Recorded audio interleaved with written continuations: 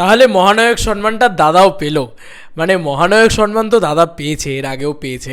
দেবদাকে এমনি বাংলার মহানায়ক বললে কম বলা হয় না। দাদা কিন্তু মহানায়ক সম্মান যখন পেয়েছিল তখন অনেকেই ট্রোল করে, কিন্তু আজকের দিনে দাঁড়িয়ে যা মহানায়ক সম্মানের অ্যাওয়ার্ডের যা অবস্থা, তাতে দাদাকে সবার আগে মহানায়ক সম্মানটা দেওয়া হয়, সবার আগে মহানায়ক বলা হয়। ভীষণ ভালো লাগে, সেটা নিজেরও ভালো লাগে, কোথাও গিয়ে একটা আলাদা ভালো লাগা তো তৈরি হয়। তবে অর্জুন আমাকে একটা জিনিস পাঠালো, জাস্ট আমি তোমাদেরকে দেখে, ট্রোল দেব হেটার্স তাদের পেজ থেকে এই জিনিসটা পুরোপুরি পোস্ট হয়েছে। এবং দেবদা কিন্তু একটা দারুণ বিষয়, মানে দেবদা না, আমি একটা জিনিস চিন্তা করে দেখলাম, এই মানুষটা খবরে থাকে না, মানে সেই দেবদা খবর দেখে না, খবর পড়ে না, খবর তৈরি করে। সত্যি লিটারেলি মানে রিয়েলি ওই মানুষটা রোজ খবর তৈরি করে, এবং একবার না বারংবার খবর তৈরি, সারা দিন জুড়ে খবর তৈরি করে, একটা নয় বারংবার খবর তৈরি করে।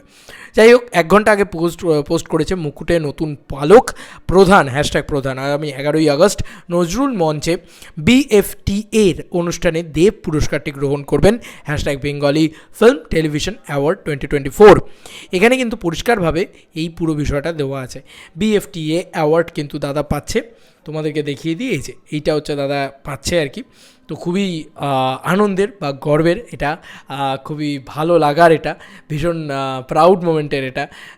দেবদা, congratulation for your new award. যদিও এই 17 বছরের জীবনে দেবদা অজস্র অ্যাওয়ার্ড পেয়েছে, এবং মানে 17 বছরের ফিল্ম ক্যারিয়ারে আর কি, 18 বছর হতে যায় আর, তো মানে অজস্র অ্যাওয়ার্ড তিনি পেয়েছেন, আরও পাবেন উনি। রিওয়ার্ড পেয়েছেন, বক্স অফিস পেয়েছেন, অ্যাওয়ার্ড পেয়েছেন, মানে বলে না যে কোনো জিনিসটাই ওনার আফসোস নেই যে এটা পাইনি ভাই, এটা হয়নি ভাই, কিচ্ছু নেই ওনার আর আফসোস, মানে সব ওনাকে ভগবান পুরো ঢেলে দিয়েছে। ওই জন্য বলে না যে সুপারস্টার হতো ऐसा ভাই। তো যাই হোক, আমি যেটা বলছিলাম, Mahanayak Samman, best actor in leading role male in film in the memories of Uttam Kumar. এটা কিন্তু উত্তম কুমারের মেমোরি, মেমোরির ওপরে ভিত্তি করে এই অ্যাওয়ার্ডটা দেওয়া হচ্ছে। এখানে কি বেশি পেয়েছে, winner 2024 Dev for Pradhan, best actor in leading role male in film in the memory of Uttam Kumar. Uttam কুমারের মেমোরিতে এই অ্যাওয়ার্ডটা দেওয়া হয়, এবং এই অ্যাওয়ার্ডটা বেস্ট ইন ফিল্ম প্রধানের ভিতরে পাওয়া গিয়েছে, দেবদা পেয়েছেন। এটা পরিষ্কারভাবে দিয়ে দেওয়া হয়েছে আর কি, পরিষ্কারভাবে তোমাদেরকে দেখিয়ে দিয়েছে। তো যাই হোক, খুবই খুশির মুহূর্ত, খুবই ভালো মুহূর্ত।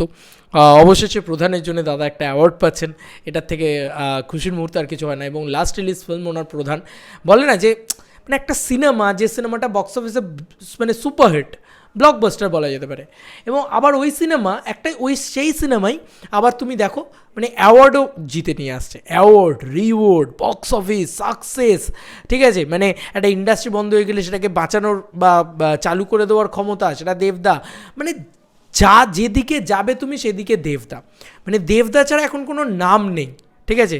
This is not a name, this is a brand. এটা কিন্তু আমাদের পশ্চিমবাংলার মানে মানুষের ঘরে ঘরে, আপামর জনগণ, মানে সে যেখানে হোক। আমি এখনও যখন টেলিভিশনে বাঘাযতীন চালাই, মানে আমার ফুল ফ্যামিলি বসে যায় দেখতে, মানে দিস ইজ আ দেব, মানে একটা হয় না যে একটা গোটা ফ্যামিলির ভিতরে দেবের সিনেমা ভাই দেখতে যাবো বা দেখতে বসবো, এই যে একটা ব্যাপার হয়ে গিয়েছে না, মানে যে দেবকে আগে লোকে অপমান করতো, সেই দেব এখন হয়ে গিয়েছে মানে বাঙালির হার্ট থ্রব। মানে যে অডিয়েন্স, বাংলার ফ্যামিলি দর্শক, আমার পরিবারই বলছি, তারা একদম দেবের সিনেমা মিস করা যাবে না, এরকম একটা ব্যাপার হয়ে গেছে, ঠিক আছে। এবং দেখো না কী না করছেন উনি, মানে থেমে নেই কিন্তু কোনোভাবেই, উনি আরও কত কিছু করছেন। হ্যাঁ, মানে এই যে এটা বেরোলো, এটা হলো, এই যে অ্যাওয়ার্ড পাচ্ছেন, রিওয়ার্ড পাচ্ছেন, বক্স অফিস পাচ্ছেন, মানে স্যালুট দাদা, স্যালুট তোমাকে। চলো বন্ধুরা, নতুন কোনো ভিডিওতে দেখা হবে, বাই।